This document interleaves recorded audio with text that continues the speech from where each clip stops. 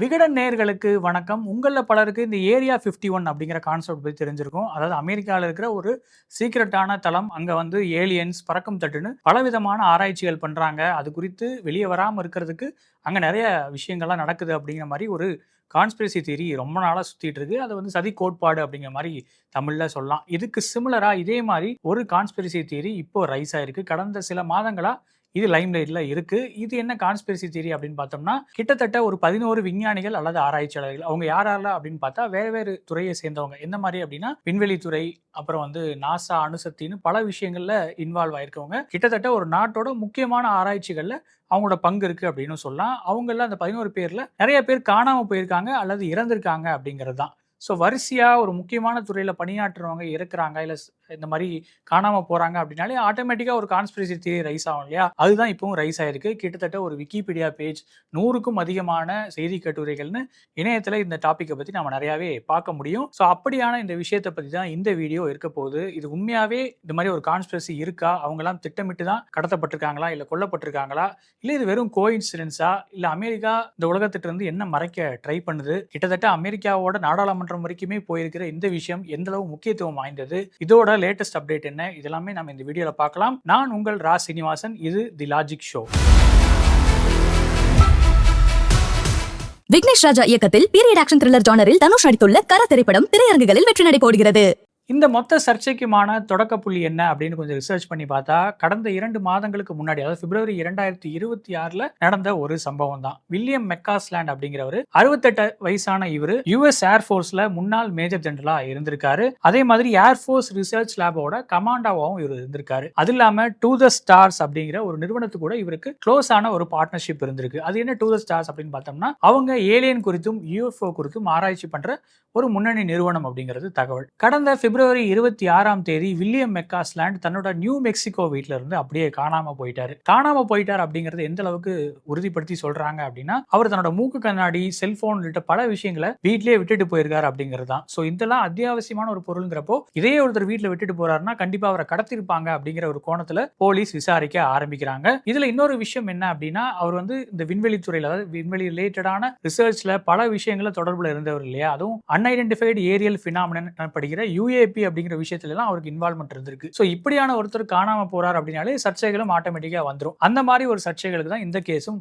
ஒரு ஸ்டார்டிங் பாயிண்டா இருந்தது அப்படின்னு சொல்லலாம். இந்த கேஸ் குறித்த செய்தி வெளிவந்ததுக்கு அப்புறம் தான் இவரோட ஹிஸ்டரி என்னன்னு தேடுறப்ப தான் நெட்டிசன்கள் பல விஷயங்களை கண்டுபிடிச்சாங்க. அது என்னன்னா, கிட்டத்தட்ட கடந்த 4 வருடங்கள்ல இந்த மாதிரி 11 விஞ்ஞானிகள் அல்லது ஆராய்ச்சியாளர்கள் எய்தர் காணாம போயிருக்காங்க அல்லது கொல்லப்பட்டிருக்காங்க அப்படிங்கிற அதிர்ச்சியான தகவல் தான் அது. 2026 ஆரம்பிச்ச இந்த கேஸை அப்படியே பேக் ட்ராக் பண்ணிட்டு போனா 2022 வரைக்கும் இந்த கேஸோட ஹிஸ்டரி நீளுது. கிட்டத்தட்ட 2022, 2024 4 வருட கேப்ல 11 விஞ்ஞானிகள் அல்லது 11 ஆராய்ச்சியாளர்கள் காணாம போயிருக்காங்க அல்லது கொல்லப்பட்டிருக்காங்க அப்படிங்கிறது ஒரு பெரிய கொதிப்படிய செய்யற ஒரு விஷயமா இருக்கு. இது எல்லாத்துக்கும் லிங்க் இருக்கோ அப்படிங்கிற ஒரு பெரிய கான்ஸ்பிரசியும் அது ஆட்டோமேட்டிக்கா உருவாகிறது. ஏன்னா இது காரணம், அந்த விஞ்ஞானிகள், அந்த ஆராய்ச்சியாளர்கள் எல்லாருமே சென்சிட்டிவான டிபார்ட்மெண்ட்ஸ்ல ஒர்க் பண்ணவங்க. இந்த மாதிரி விண்வெளி ஆராய்ச்சி, அணுசக்தி ஆராய்ச்சின்னு பல்வேறு சென்சிட்டிவான விஷயங்கள், ரகசியங்கள் அடங்கிய துறைகள்ல ஒர்க் பண்ணவங்க அப்படிங்கிறது தான். இதெல்லாமே ஒரு நாட்டுக்கு அத்தியாவசியமான, அவங்களை அடுத்த கட்டத்துக்கு எடுத்துட்டு போற துறைகள் இல்லையா? ஸோ இப்படியான துறைகள்ல இன்வால்வ் ஆயிருக்கவங்க காணாம போயிருக்காங்க அப்படின்னா நிச்சயமா இந்த மாதிரியான கான்ஸ்பிரசி தியரிஸ் வரதுல எந்த ஆச்சரியமும் இல்லை. இந்த லிஸ்ட்ல சில முக்கியமான ஆராய்ச்சியாளர்களை பத்தி நாம பார்ப்போம். 34 வயசான ஏமி எஸ்கிரிச் அப்படிங்கிறவங்க ஆன்டி கிராவிட்டி, அதாவது புவியீர்ப்பு விசைக்கு எதிரான ஒரு டெக்னாலஜியை உருவாக்குறதுல ரொம்ப ஆர்வமா செயல்பட்டு வந்தாங்க. 2022 வருடம் இவங்க வந்து ஒரு சூசைட் பண்ணிக்கிட்டாங்க அப்படிங்கிற மாதிரியான செய்திகள் கண்டுபிடிக்கப்படுது. இதுதான் 2022 நடந்த முதல் கேஸாகவும் ட்ரீட் பண்ணப்படுது. அடுத்ததா 59 வயதான மைக்கேல் டேவிட்டிக்ஸ் அண்ட் 61 வயதான பிராங்க் மைவால்ட், இவங்க 2 பேருமே நாசாவோட ஜெட் ப்ரொபல்ஷன் லெபார்டரி, அதாவது ஜேபிஎல் எனப்படும் துறையில வேலை பார்த்தவங்க. அந்த லெபார்டரியில ஒரு முக்கியமான பங்குல இருந்தாங்க. இதுல மைக்கேல் 2023லயும் பிராங்க் 2024லயும் அடுத்தடுத்து இறந்து போனாங்க. அடுத்ததா 60 வயதான மோனிகா ஜெசிண்டோ ரேசா அப்படிங்கிறவங்க, இவங்களும் அதே மாதிரி ஜேபிஎல், அதாவது ஜெட் ப்ரொபல்ஷன் லெபார்டரியில வேலை பார்த்தவங்க தான். ஒரு மெட்டலர்ஜிஸ்ட், அதாவது மெட்டலர்ஜி இன்ஜினியரா அங்க வேலை பார்த்தவங்க. இவங்க வந்து 2025 வருடம் லாஸ் ஏஞ்சல்ஸ்ல இருக்கிற அந்த நேஷனல் ஃபாரஸ்ட்ல ஒரு ட்ரெக்கிங்க்கு போறாங்க. அங்க போனவங்க அப்படியே காணாம போயிட்டாங்க அப்படிங்கிறது தான். அதுக்கப்புறம் அவங்களோட வேரபவுட்ஸ் என்ன அப்படிங்கிறது இது வரைக்கும் தெரியல.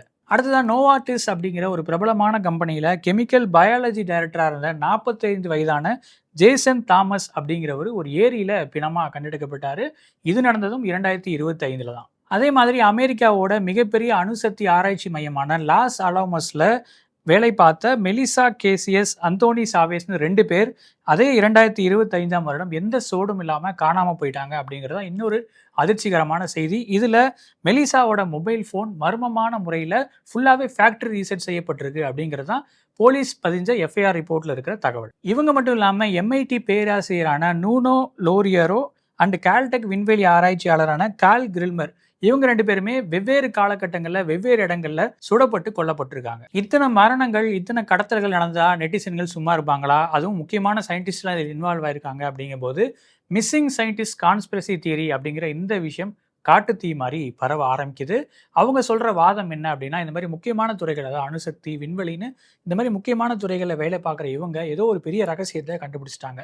அந்த ரகசியம் வெளியே வராமல் தடுக்க அமெரிக்கன் கவர்மெண்ட்டே இவங்களை கடத்திட்டு போயிருக்கு அல்லது பழி வாங்கியிருக்கு அப்படிங்கிற மாதிரி ஒரு தியரியை முன்வைக்கிறாங்க. அதே சமயம் இன்னும் சில பேர் அமெரிக்கா இந்த விஷயத்தை வெளியே கொண்டு வந்துடக்கூடாது அப்படிங்கிறதுக்காக வேற நாட்டை சேர்ந்த தீவிரவாதிகள் அல்லது வேற நாட்டை சேர்ந்த அரசாங்க அதிகாரிகள் இவங்கள இந்த மாதிரி கடத்திட்டு போயிருக்காங்க அல்லது கொண்டிருக்காங்க அப்படிங்கிற மாதிரி ஒரு தியரியை முன்வைக்கிறாங்க. இதை மேலோட்டமா பார்த்தா ரொம்ப சாதாரணமா இணையத்தில் நிலவர மற்ற கான்ஸ்பிரசி தியரி மாதிரி இதுவும் ஒன்று அப்படிங்கிற ஒரு ஐடியா தான் நமக்கு வரும். அந்த பெர்ஸ்பெக்டிவ் தான் நம்ம மைண்ட்லேயே இருக்கும். பட் இதை அமெரிக்கன் கவர்மெண்ட்டே ரொம்ப சீரியஸான விஷயமா பார்க்குது அப்படிங்கிறது தான் ஒரு அதிர்ச்சிகரமான விஷயம். எந்த அளவுக்கு அப்படின்னா, அதிபரான டொனால்டு ட்ரம்ப்பே என்ன சொல்லியிருக்காருன்னா, இந்த விஷயத்தை நம்ம ரொம்ப சீரியஸாக பார்த்துட்டு இருக்கோம், இதோட அப்டேட்ஸ் என்ன அப்படிங்கிறத நானுமே செக் பண்ணிட்டு இருக்கேன் அப்படிங்கிற மாதிரி அவர் சொல்லியிருக்காரு. அதே மாதிரி house oversight கமிட்டியோட chairman James Komar என்ன சொல்லியிருக்காரு அப்படின்னா, இத்தனை விஞ்ஞானிகள் காணாமல் போகிறது நிச்சயமாக தற்செயலாக இருக்காது, இதுக்கு பின்னாடி ஏதோ ஒரு சதி இருக்கு அப்படின்னு சொல்லி அவருமே ஒரு பகீரை கிளப்பியிருக்காரு. இந்த விஷயங்கள்லாம் வெளியே வரதுக்கு கொஞ்ச நாள் முன்னாடி தான் அதிபர் ட்ரம்ப் ஒரு விஷயத்த சொல்லியிருந்தாரு. ஏலியன் பத்தின சில ரகசியங்களை நான் வெளியே கொண்டு வர போறேன், UFO உள்ளிட்ட பல விஷயங்கள் மக்கள் பார்வைக்கு கொண்டு வர போறேன் அப்படிங்கிற மாதிரி எப்ஸ்டீன் ஃபைல்ஸை எப்படி அவர் வெளியே கொண்டு வந்தாரோ அதே மாதிரி இதையும் கொண்டு வர போறார் அப்படிங்கிற மாதிரி ஒரு அறிவிப்பை விட்டிருந்தாரு. இது எகைன் ஈரான் போர்லேருந்து திசை திருப்புறதுக்காக ட்ரம்ப் பண்ற ஒரு விஷயம் அப்படிங்கிற மாதிரி அப்பவே நிறைய மீடியாஸ் ஒப்பீனியனை போஸ்ட் பண்ணியிருந்தாங்க. பட் இந்த மாதிரி ஒரு கான்ஸ்பிரசி தியரி வர்றப்போ ட்ரம்ப் சொல்ல வந்தது என்ன அப்படிங்கிற ஒரு கியூரியாசிட்டி எல்லாருக்குமே பில்ட் ஆயிருக்கு. இந்த கேசஸ் பற்றிலாம் விசாரணை பண்ணிட்டு இருக்கிற FBI என்ன சொல்கிறாங்க அப்படின்னா, இதுக்கு பின்னாடி ஏதாவது சதித்திட்டம் இருந்தால் அதை நாங்கள் கண்டிப்பாக வெளியே கொண்டு வருவோம் அப்படின்னு சொல்லியிருக்காங்க. FBIயோட டைரக்டரான காஷ் பட்டேல் இதை பற்றி விரிவாக ப்ரெஸ் மீட்லாம் கொடுத்துருக்காரு. அதே சமயம் அணுசக்தி ரிலேட்டடான முக்கியமான ஆர்கனைசேஷனான நேஷனல் நியூக்ளியர் செக்யூரிட்டி அட்மினிஸ்ட்ரேஷனும் இந்த கேஸ் தொடர்பான அப்டேட்ஸை நாங்கள் கூர்ந்து கவனிச்சுட்டு இருக்கோம் அப்படிங்கிற மாதிரி உறுதி சொல்லியிருக்காங்க. தனி ஒருவன் படத்தில் ஜெயம் ரவி ஒரு விஷயம் சொல்லுவார், முதல் பேஜில் இருக்கிற ஒரு நியூஸுக்கும் பின்னாடி பேஜில் இருக்கிற ஒரு நியூஸுக்கும் லிங்க் இருக்குது அப்படிங்கிற மாதிரி ஒரு விஷயத்த சொல்லுவார்.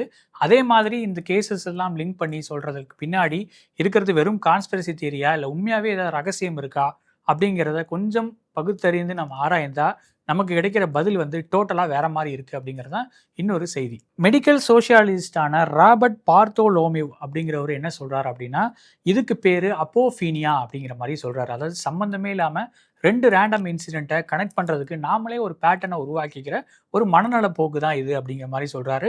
இதை கிட்டத்தட்ட ஒரு மனநோய்க்கு ஈக்குவலாக அவர் சொல்கிறாரு. சம்மந்தமே இல்லாமல் ரேண்டமாக ஒரு 2 இன்சிடென்ட் வேறு வேறு டைமில் இல்லை வேறு இடங்களில் நடந்திருக்கும், அதுக்கு நாமளே ஒரு கண்ணு காது மூக்கு வச்சு ஒரு கனெக்ஷனை ஏற்படுத்தி இதெல்லாமே ஒரு பெரிய சதி அப்படிங்கிற மாதிரி ஒரு மைண்ட் செட்டுக்குள்ளே போயிடுவோம்.